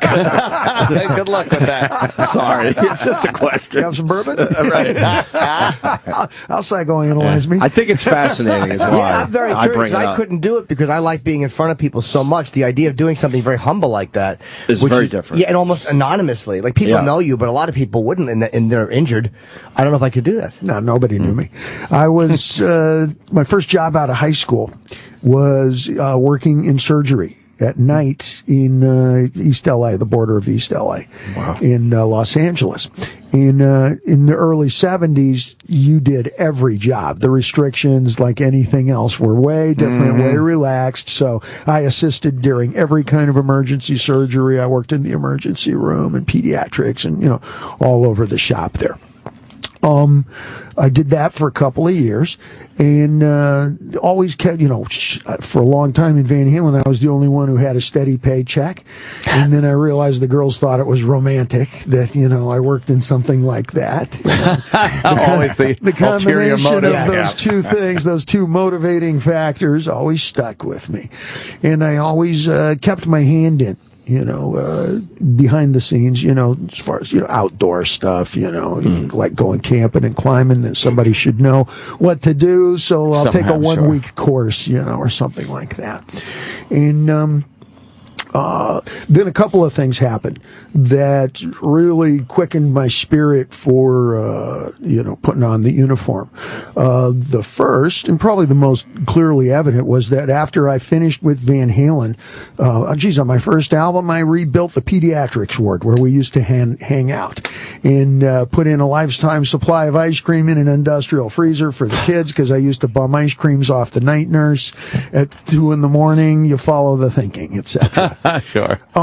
At some point around mid-90s, right around there, earlier 90s, it was grunge and it was Kurt Cobain, and I went from, we'll say 20,000 people to 2,000 people, and playing those size venues. I never did stop playing, but, you will be doomed to wander through the Tina Turner desert for X amount of years. Love this, the Frank Sinatra, the emptiness, all the great artists, the Rod Stewart, vastness. Everybody has to go through that if you're going to last 30, 40, 50 years. Yeah. And I was no longer able to make a contribution, and that's the key word in my family, with my pocketbook. Well, I can still lift pretty heavy things. I still have an interest in, getting out amongst folks, and that kind of energy, was something I was familiar with, grew up around it. What kind of a kid becomes a cop? Usually one whose dad was a cop. What kind of kid runs into a burning building with a fire hat on? The one whose dad was. And, on and on, So I grew up around that element as well. And also, in the little bit towards the late 80s, somebody tried to kidnap my father with a loaded pistol. Whoa. And that kind of really brought into focus the combat part of being a combat hippie. Was it random, or were they targeting him, or was it a random thing? It was targeting, and he was going to go put him in the trunk, and he was going to give me a call, and the guy turned out to have a history. Yeah, he was going to ransom Pop, and age is an interesting thing in my family. Pop had just gotten his black belt. He was almost 58 years old. He was about as old as I am now, but he had just gotten his black belt. And a fellow walked into his office, opened up a briefcase looking very serious and everything, and said, "I'm from the state. I need to speak with you. I need you to sign some papers. There's a lawsuit or something," whatever. He went into the back room of his doctor's office in very, middle of nowhere, Southern California, pulled out a loaded pistol and said to him, "Okay, I'm going to tie you up. We're going to put you in the trunk of the car. I know that this is the back door here." Wow. Pop started talking him loose, verbal judo, we call it in the trucks, "Hey, relax. Nurses come out here, burst through that door all the time. Just relax. I'll do whatever." Hit him. Oh, yeah. he goes, "Oh, yeah." Oh, yeah. Wow. Put his lights right off and took off out the back door. Guy gets away. Pop is now at the house with bodyguards and FBI and everybody, hanging around. My house now looks like the Berlin Wall, with the lights and the dogs and the guys, going up and down the walking the perimeter, the walkway, exactly, which sounds like fun, but it's a little scary. These are nutcases, and this is before there's really cell phones and, any kind of real interactive media. You're much more separated from you're each alone. other. Yeah. And they caught the guy. And they put him in lockup in little old Pasadena, which, keep in mind, this is the 80s, very different time and place, because it's overbooked at the Central Jail. He stays in the drunk tank for month after month after month, right? And he's talking craziness. This guy's nutcase. He's claiming to people, that David Lee Roth is a close personal friend, but I stole his girlfriend, Elizabeth Taylor, and that I telepathically robbed his mind for lyrics, and that I now owe him telepathic money. Literally, this all came back in questionnaire form when he's moving from the police station, and in total cowboy fashion, yes, things are different today. Count back to the late 80s, 1986, 87 in there. He's being walked out by two cops from the front door of the police station, and two of his lowrider buddies bust him free at gunpoint. Wow. Put him in the back of a lowered whatever and go around the corner and take off. This is how it was described to me. Okay. Jesus. So he's now back at large. The lights come back on. The dogs are re-rented. Holy fuck! What a crazy ass. Yeah, you're now confronted with, how do you protect yourself? How are you going to arm yourself? Yeah. Or do you go Godfather and just hire a whole bunch of strangers who are going to sleep on the job at the gate? I'm sorry, Mr. Corleone says nobody leaves the property. We'll get you your groceries now. Go to the mattresses. Exactly. Like this. About a month later, they caught the guy again, and he got into a gunfight with Los Angeles PD, and he died in a firefight underneath a parked car. Losing into that, huh? Well, now here comes the credits and the outtakes when I turn to my dad and I go, I'm thinking about taking some shooting lessons. Yeah. What about you? He's going, I'm thinking about carrying conceal. Yeah. I'm thinking about learning to shoot anything that comes in black. And he's going, me too. What's really scary is that this crazy guy actually convinced 2 other people to break him out of jail. That's what's even scarier to me. Yeah, right. Like that he's that nuts, you figured nobody would listen to him, but he had 2 friends that are like, all right, we'll he meet found you. 2. Yeah. Being that popular a guy over the course of the years, you must have had other instances where you directly were the target of some, people that might not have wanted to. Well, you get get threats and invective, and particularly on the internet, or somebody throws something over the gate, But it was those two experiences really that just says, hey, you know what? This could be a good thing. I feel a kinship with all of my instructors and everybody that I work with there. I grew up around that in the medical field as well as the martial arts field. I now have an extra desire to be part of that community after, my pop's experience, whatever. I spent extra amounts of time then, going to the shooting range. Did you ever get a concealed carry? Nope. No, huh? Nope, don't. But I do know how to shoot pretty much anything that comes in black. Yeah. That's so maybe the guy just wanted like a signed 8x10 headshot. He was a big fan. You personalize it to him. So that led to the EMS control. Send him a T-shirt. Part of it. Yeah. Huh. That's very interesting, man. I guess that's the downside. And when you were doing this, I want to ask you too. When you were talking about doing 2,000 people from 20, were you able to kind of keep it in a positive way? Like, look, at least I'm working, or was it like? Did you feel was it hard and embarrassing, or were you like, fuck it, man, at least I got a gig? Oh, that'll make you look in the mirror and confront exactly everything you don't want to confront. Oh shit! Mirror, mirror on the bathroom sink. Really? I used to say my shit didn't stink. You bitch. Wow. Did you ever? Jim, you'd love to think someone handles it more philosophically, and it's like, well, look at it, but you know what? Human nature is fuck, man. Yeah, I saw Dave in those little venues. I'm like, all right, he's cool with it. Yeah. Did you ever run out of money? No, but I did have to stay working, and stay on a constant diet of, playing state fairs and casinos, clubs, theaters, etc. You know what, though? I do miss those state fairs. Yeah. Those are a hoot. That's a state fair word. Yeah. You know what you get is state fairs they have stock contests and rodeos and motor pop sports and turbo pop, I call it. Anything like bog races, boat races, demo derbies, and exactly, things like that, tractor pulls, and what. Those are celebrations of noise, man. There really isn't anything to watch. Shit, yeah. It just sounds great, man. Until something blows up and some little hayseed stands up with a football helmet and pumps his arms in Italian style a couple times. Exactly. I've been to a couple of them. They're hilarious like that. You're right. Exactly. Yeah. You know how to live. David Roth knows how to Very live. full life. Fun, man. But you know what you get is you'll get a knock at the tour bus door, and it'll be a husband and wife. He'll be dressed like me with bib overalls, you follow, and she'll be wearing something cotton, whatever, and they'll be holding 2 bags of fresh roasted corn that they picked off their farm. And that's what they want to trade for an autograph. Oh, shit. Routinely, you run into stuff like this.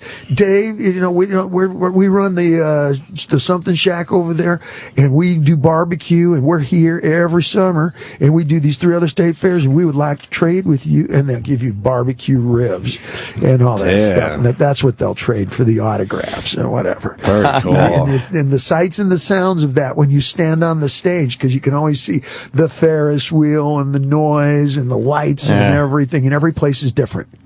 It becomes an adventure. Each place smells a little different, and you get to see things like most folks, they treat their livestock like family members. You have a 400-pound cow that's laying on its side there, and the family is sitting within inches of it like they're all at a picnic together. That's just Aunt Edna. They're brushing it and friggin' shining its teeth. And sitting within inches of it like it's the family dog. No kidding. How the dog sits around home and hearth and whatever, and you'll see them with prize bulls and prize horses and prize sheep and whatnot, and it's a whole different kind of world. But the smells of it and the sights and sounds, because everybody's cooking something. You smell it on some of the street fairs up here, like when they grill up the Oreos and fry them. Have you ever had that? Oh yeah, we've tried them. Oh my God, those are great. That's pretty good. Those are pornography. They're deep frying everything now. Dave's done so much and just seen so much stuff. It's amazing, man. I was just at. What do you mean? What I seen? I was at the street fair somewhere on the west side last year, and I thought I got room for some dessert, and I don't usually eat dessert. And here come 2 of the biggest, fattest, sweatiest guys I'd ever seen ever.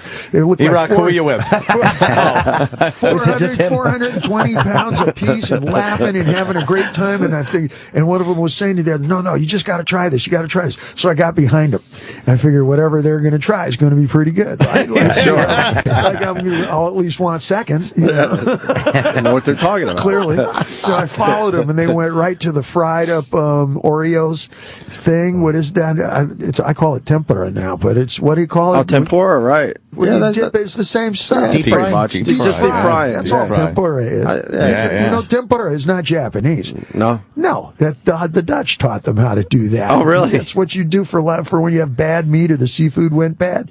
Just fry it up. It'll be okay. Japanese didn't know that. Oh, I thought they did. Learning shit here today. Tonight on History for all the wrong reasons. So at that time when you were, it's also interesting. Did you ever doubt yourself? Did you say I should change to adjust to what grunge is doing, or were you like, no, what I do is real and it's good? Or was there ever that point where you're like, just because I know how I get as a performer, when I see something working and I'm like, if I'm not doing what I want to do, I start to feel like, fuck, I'm not doing it right. At that point, it's a good point. At that point in my life, I had finally succeeded in sounding like a 70-year-old black guy. Love now. Right? It takes that long. How am I going to now sound like a cowboy? How am I now going to sound like I'm from San Francisco or Seattle? Yep. How am I now? I have tried to sing other things, but in all honesty, I think I agree with whoever said, I think it was Stravinsky or so, that we just keep rewriting the same symphony over and over again. And that I've got one trick. It's a real nice pony. Let me walk it in here. Would you like that stuff? Would you listen to it? 'Cause, I don't watch other comics at all. I have no interest because I don't want to see what I'm missing. And is it like that for you as a singer? Will you listen to the newer music and just go fuck, I wish I had thought of that, or just go I don't want to hear it? I don't listen to rock and roll pretty much. I listen to R&B. I listen to country. I listen to blues. I listen to electronica. What else am I dialing through here? A lot of Spanish-speaking stuff. Reggae on the way home. Just whether it's research or whether I'm actually tapping my foot. Going boo is just as much or more fun than yay. I speak to the radio a lot. It sounds a lot like that. I do speak to the television screen, particularly when alone or with the dog. The dog used to think I was yelling at him. Right. So it seems like you pretty much we always have like weird bands opening for Van Halen. It's not like Dokken, which would kind of make sense. Something like maybe another hard rock band, like Ziggy Marley, Bob Marley's son, did the tour in like 2007. And last time you guys came around, Kool and the Gang were the openers. Yes. Well, wait. Think about the audience from the audience's perspective. For example, when I got fired from doing radio here in the city, one of their biggest complaints was that I was playing too much ethnic music, which means black or Spanish speaking. Mm-hmm. And what I'd done is I'd taken the loops of intros from Bob Marley songs before the vocals come in, just looped it for 10 minutes and talked over it. So just as we were talking now, you'd hear in the background like we were at a cool little bar somewhere way south of here, with the palapa and salt water and, like you would hear in the background. Sounds cool. Any Jamaican pool bar, whatever, like love this. Those. Exactly. And I said, don't you realize Bob Marley is the sound of white people on vacation? God, is that the best? What are we pretending? Everyone knows Bob Marley at the end. Everybody knows that. That's so right. God, you're so fucking great, yeah. What are we pretending to not know here? Oh, that's great. And I can say that in Japanese. What are we pretending to not know here? I never understood radio just separating the music, so you bring up a very good point there. It is true, because I'll tell you, a lot of the guys that went to the Van Halen show last time were like, Kool and the Gang open. You're like, Kool and the Gang, and you go in and see them, like, they were really good. You're like, all right, I know these cool, I know these songs. Yeah. Of course you know the songs. So when you get in there, it's not that weird at all. Right. It was what you would go to at the after party. You finish listening to heavy over-the-head rock. At the after party, you would expect something like that. Something that's a little more dame-friendly. Something that's got a little less spillage to the open beverage containers. You follow? Something that you have to raise your voice to speak to each other, but you don't have to holler like over an Eddie solo. You follow?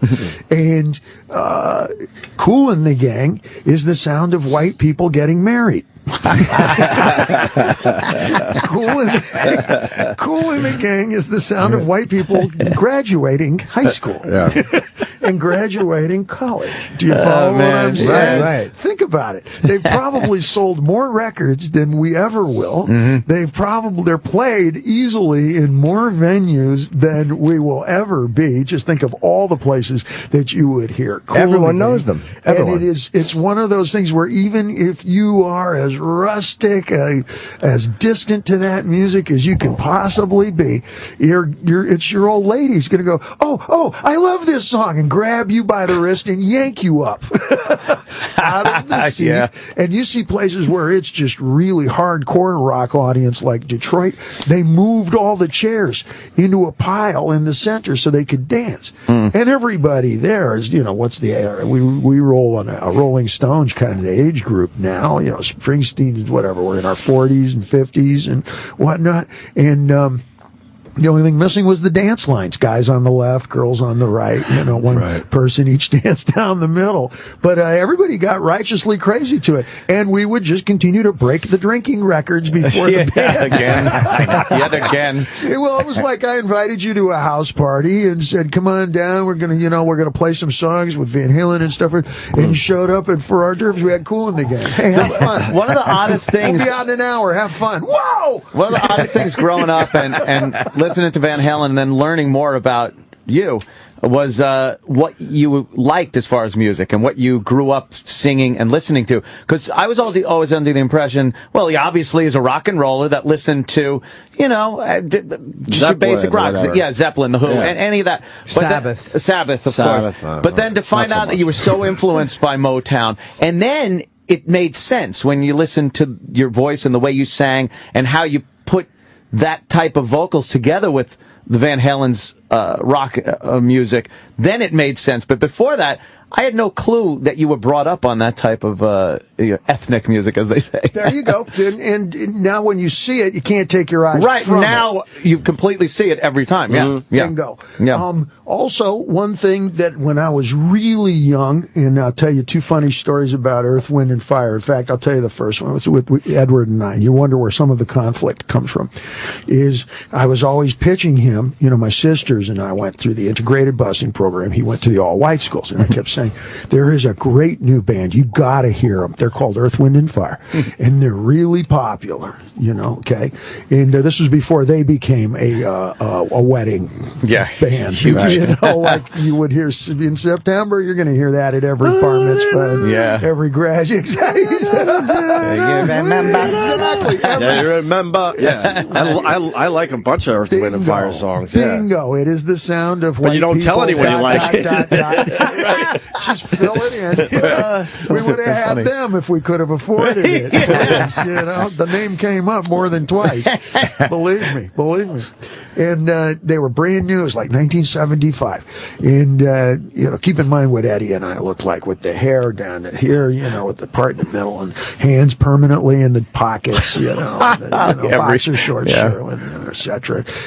Camel filters crushed up in the pocket of your Pendleton shirt.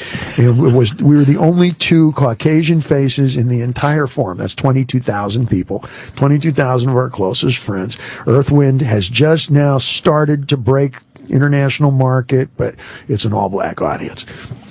Eddie and I sit up in the peanut gallery in the nosebleed seats. We watch the show. I think you really enjoyed the show. At that point in our career, we were talking. So we waited, because we knew traffic was going to be heavy duty. We've been to a lot of shows there for other bands. And we waited until there was just, most of the people were gone. We come walking out in the parking lot. There's almost no cars. One little, Opel Cadet station wagon. It looks like somebody drew it against the background. It's a cartoon. And as we come up, a hoodie, African-American kid with a hoodie comes on. He's got his hand in his pocket, goes, "Yo, give me your money, y'all." And I looked at Ed, and Ed looked at me, and I went, "Do we look like we have any money?" Nah. Eddie has never been to another show with me. I've never had a cup of coffee since then. I don't know if it's connected. I'd love to think it is. Well, you should have left with the crowd. That was the mistake you made, was leaving late. Yeah, right. You should have filed out and just walked behind a group of black people and acted like you were talking to them and just fucking stuck in the car. Live and learn.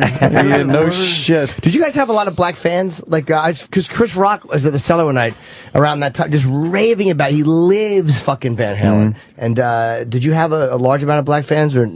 Well, we have a variety of neighborhoods. I always called it neighborhoods, and we had a song selection that went to each neighborhood. Because if you were going to play to Spanish speaking, like if you had a graduation party or one of the lowrider gangs had a party, whatever, then you had to play Santana, you had to play Suavecito, you had to play a whole list of songs, that were Spanish speaking, Spanish oriented. Evil Ways, Black Magic Woman, and you can hear these elements and stuff like Dance the Night Away, those flavors. Oh, wait a minute, I taste something Spanish in this. Some chiles. Yeah, coño, man. I spent some time in L.A., I see. Yeah, Dance the Night Away really does have it. I'm running it through my head, and I'm thinking, fuck, that is kind of a Spanish sound. Yeah, and it's got the what you call it, the cowbell and so forth that's mixed in there. But that was a different kind of Spanish stuff than when you played for the Tejano weddings and stuff, and these are the fellas who wear the straw cowboy hats and the shiny cowboy boots to Fridays and Saturday nights, and that would be little more like Ricky Ricardo style, which would be like Jamie's Crime. If you think about it, that's Hey Lucy, that's rumba or whatever. It's a different kind of groove, and you couldn't serve one to one group and one to the other. The bikers out in San Bernardino, they were all Hell's Angels, so you could only play Born to Be Wild and ZZ Top. You follow? Aerosmith, for them, that was a little gay. You saved no. You had to save that for the Venice Beach Surf and Hollywood. That would connect up to Hollywood. Do you follow? Because they were flashier. Do you dig? And you had to have musical diets for each different neighborhood. Okay, when we would play black, oh man, we played nothing but It's Your Thing. We'd play Isley Brothers. We would play Earth, Wind. We would play even KC Sunshine Band. We'd play FOP. That was Ohio Players. The list was long, and we didn't have any keyboards or any of that stuff, so we had to perfect vocals and a lot of professional BSing during the show. Sure. So in a lot of Van Halen songs, you hear the quiet part that's in the middle of the song. That's so we can break it down, and I can go, all right, fellas, bring it down here for a second. And you guys used to also... I want to dedicate this next song To ladies. to everybody here tonight. You guys used to also do like wet T-shirt contests during those... Who's ever been to a wet T-shirt contest? But then you guys would do them in your sets? Oh, yeah. Like during the sets to kill time? There was only one place to do the wet T-shirt contest. Okay, this was very famous. I don't know if you fellas are friends with Ricky Ratchman from Headbangers. Ricky yeah, we know who he is. Yeah. Rick's father was, excuse me if I get this inaccurately, was a biker and a mechanic and owned an auto shop, whatever, for bikes, etc. in the mid-early 70s. Owned a place called the Rock Corporation. And wet T-shirt contests were not everywhere. They were at this one place, and this is the place that kept getting busted, like Lenny Bruce style, you dig? They kept getting busted, and this is where the case was tried. Wow. And then it came, and the deliverance was allowed that you could have wet T-shirt contests. It was a biker bar. And on Wednesday nights, the Van Nuys cruise was 5 miles long. I mean, I don't mean you wait 5 minutes. I mean, if you sat in one place, it would take you probably an hour and a half to watch every car go by one way. And you never just went one way. You went all the way to the end, turn around at the mobile station and come back and do long, slow loops. And right smack in the middle of it was this beer bar. It was an old ice house place, so it was all bricks, red bricks. And they built a stage that wasn't much taller than our table here. I'm going to say 3.5 feet up. And they served Schlitz malt liquor by the pole, like by the pitcher, which was the only place that did that. And they would have wet T-shirt contests every Wednesday night. We were the house band at that point.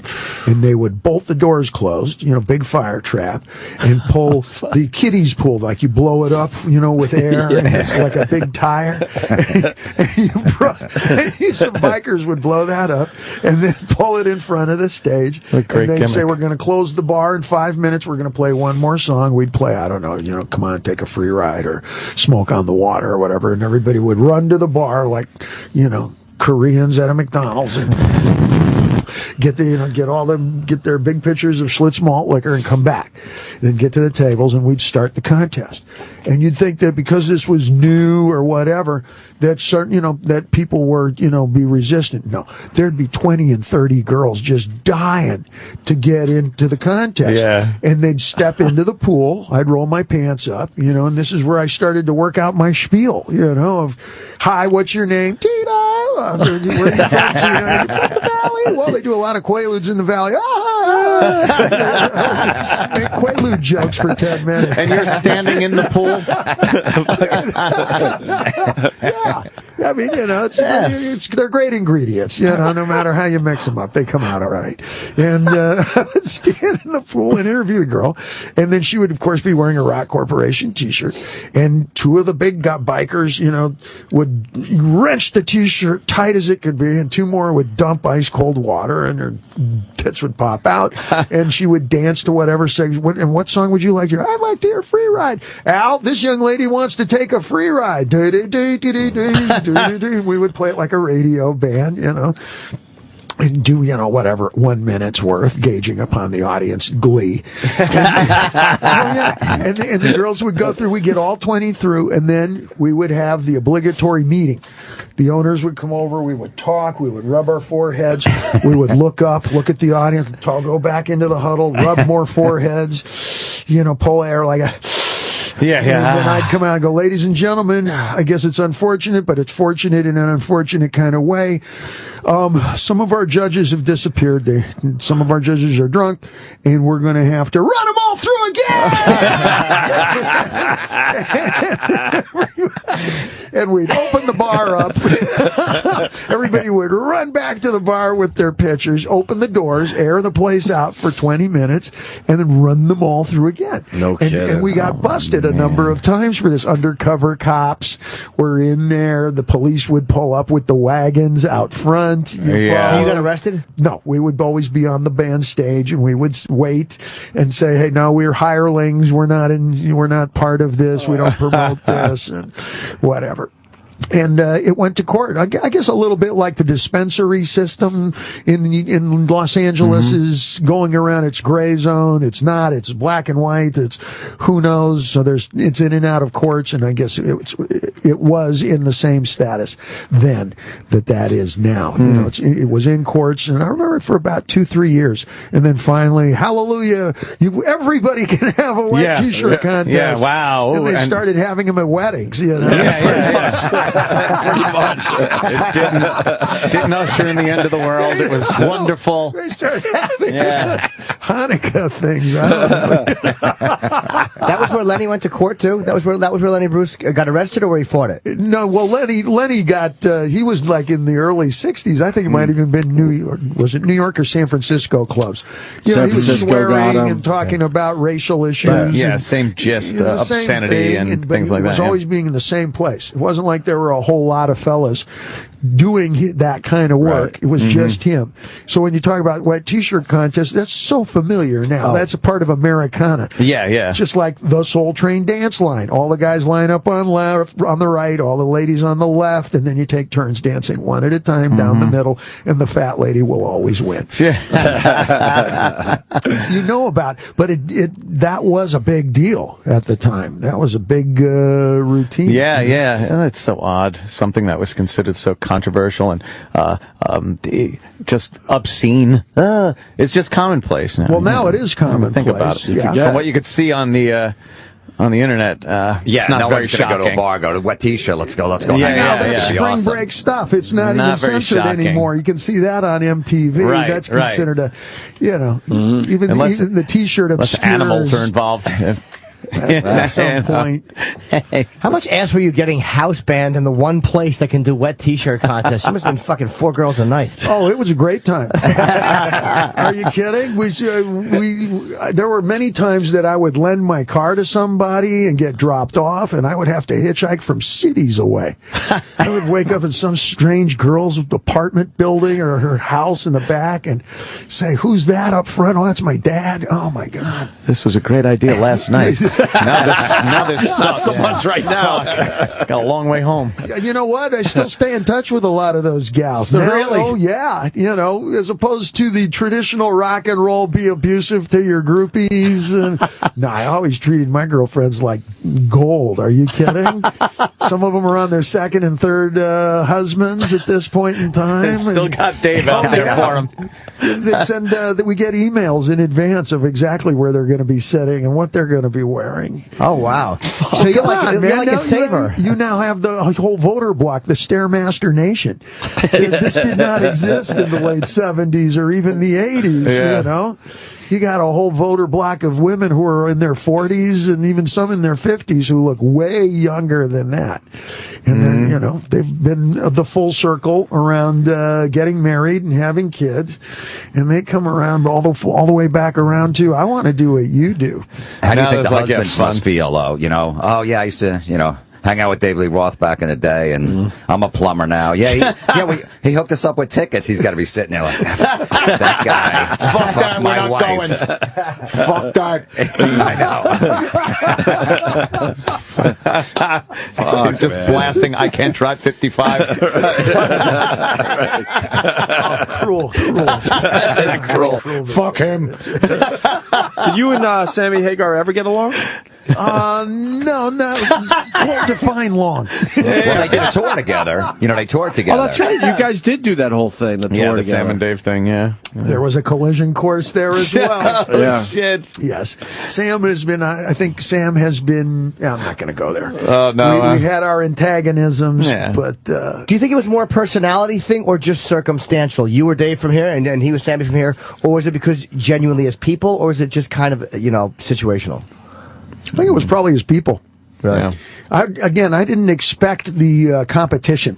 Right. I expected, that we would go our own way because, we were eminently familiar with, the Stones have had change-ups, the Who have had change-ups, a long list of people have dignified change-up. And I think our change-up was dignified until various managers and agents and, a whole lot of other faces and players. They will fucking ruin things. Yes, got involved. Yeah. But the end of the story, the verification of that is that the brothers and I get along quite well at this point, albeit like an unhappy family. But we're never far away from each other. You could be in the same room these days. Oh yeah. And when we do rehearse now, we rehearse small. That's part of why we did the Cafe Wow, is we rehearsed at the Roxy Club. Which the stage is not too much longer than what you have going here. And I found that, when you're putting together the show and you're doing the routine, then it's better to have your band within shoulder distance.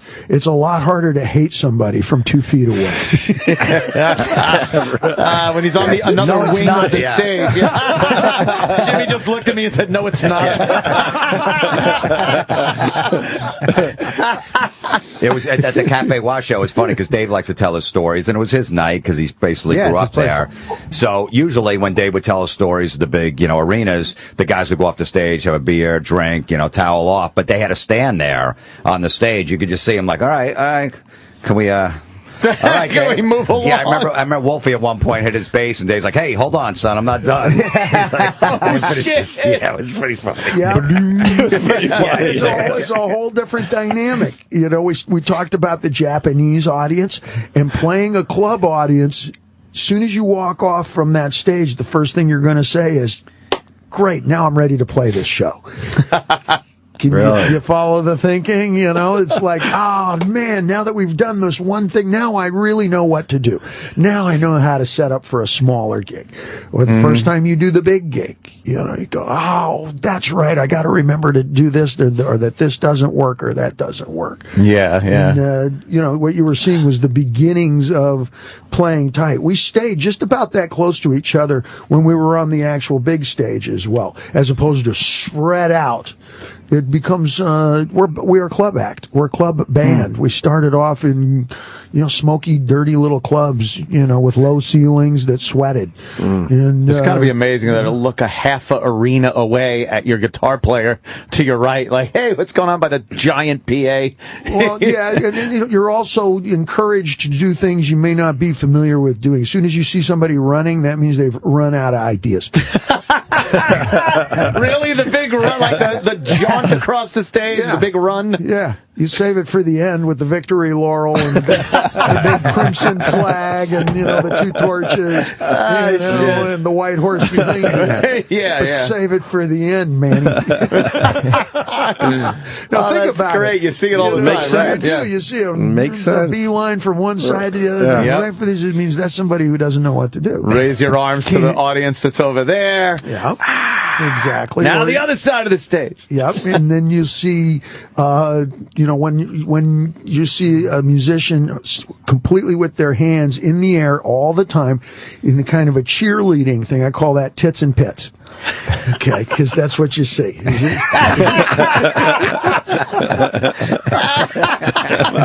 Sweaty guys and big tits. Tits and pits. And it looks the same from both the audience and the stage. About 4 acres of tits and pits. Fucking David Leroy. Who do you consider to be a great frontman? Like, who do you consider to be a great frontman? Well, wait, let's try. Wait, we can decide this together once I finish the second half of the idea. When it's all tits and pits, that's from the waist up, and that's aimed at a certain kind of audience. When it's all from the waist down and little Elvis is in the house tonight, then, yes, I named my dick.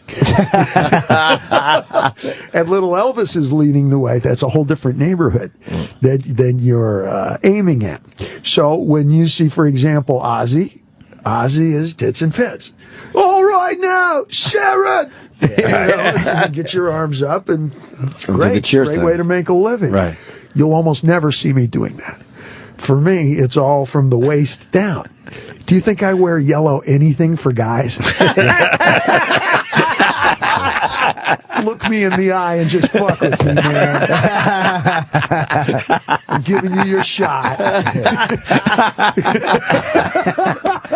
would that distract you? Like when I think I wear sparkle anything for dudes. Here's your chin. Assless chaps. Fucking brilliant. Your assless chaps you didn't wear for the guys? No. Nice try. You get a freebie. Dave, would it distract you when I would be at a bunch of Van Halen shows with girls who whip their tits out while you're performing? Like, did that throw you off looking at that? Take you out of the moment? Well, when it was beginning, then it was great.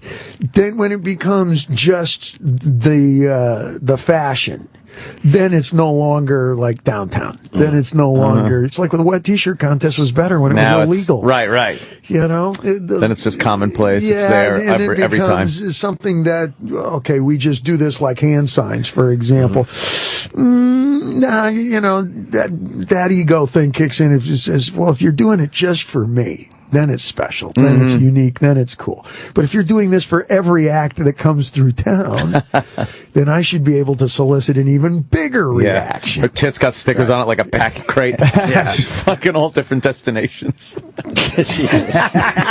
on. Like the back of one of those station wagons, right? Yeah. All the places. Motley Crue is here. the stickers.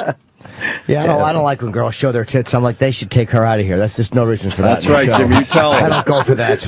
I'm here to have a good time, for Pete's sake. We just went 2 hours with David Lee Roth. Fucking great, man. Amazing. Man, look at the You did time. 2 hours? We just did 2 hours with you. Like 2 hours. We decided, Time fuck it, flies. we're not going to break. That Fellas. was fast, man. Yeah. Wow, that's great. cool. That's super. What a blast. It was amazing. Thank you so much. What Likewise. a fucking blast to have you in here. It was great. amazing. We loved it. Let's not be strangers. Our No, show is You're, ending, in town. too. It's great. Dave, one more question. Where do you call home? I mean, right now it's Tokyo, but do you have an actual fucking homestead? New York. Yeah. So- Yep, I'm uptown. So you keep coming back to New York. I have a when you can. 646 area code. Oh, okay. For a reason. Yeah. Yeah, I'm bicycle distance from here. Yeah.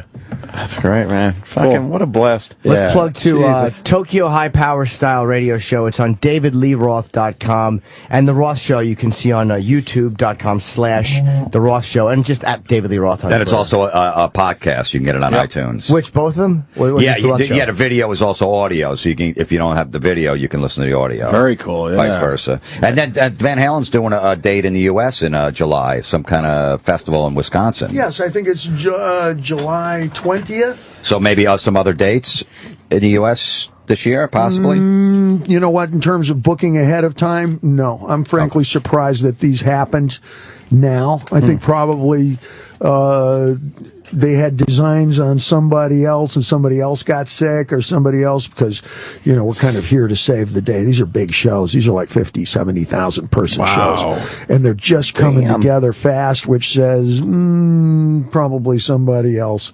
bowed out or somebody else took ill, so nothing this year. We're going to be playing Europe and, all probably 50, 60 shows outside of the States starting at the end of this year and then come back around through the United States. Van Halen is like, it's very pure and uncut kind of music. It's lead bass, drums, and howling at the moon. And it's a little bit like getting drunk on shots of just really good, Kentucky bourbon.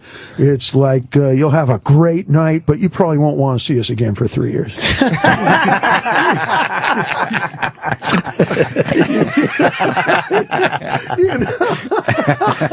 You won't want to see that bottle. Fucking great, man. With that, we got to thank David Lee Roth. I got to say, this was a pleasure for us, man. We love this. Thank you so much, sir. Love it. And we'll have you back if you'll come back. You bet. Tell him, Fred. The virus.